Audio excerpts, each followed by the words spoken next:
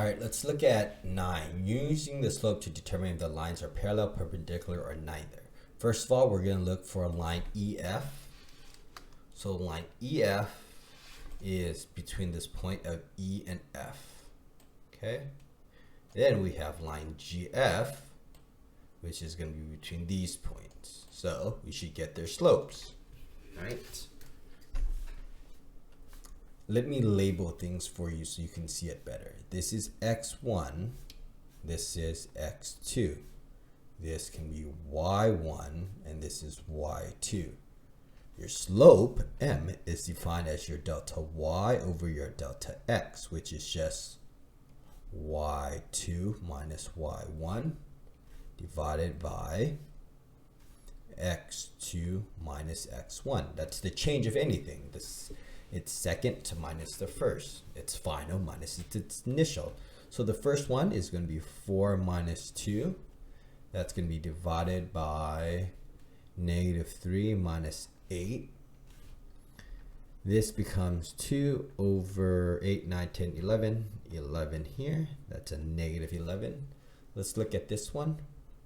M is equal to, let's see, let me label it x1, x2, y1, y2. So this is 3 minus 1 divided by negative 4 minus 6.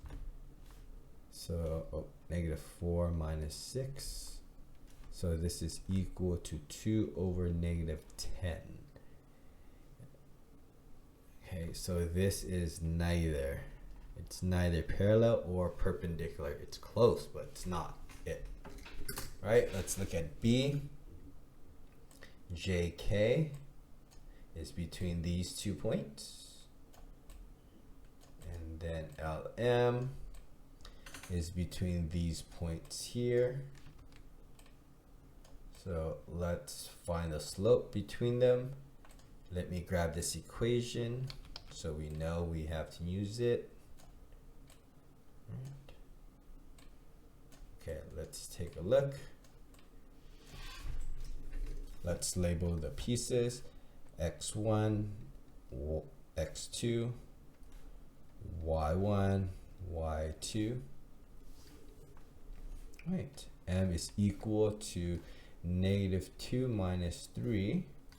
And the other one is negative 4 minus 4. Oh, interesting. This becomes negative 5 over negative 8, which negative 5 over negative 8 would just be positive 5 over 8. Okay.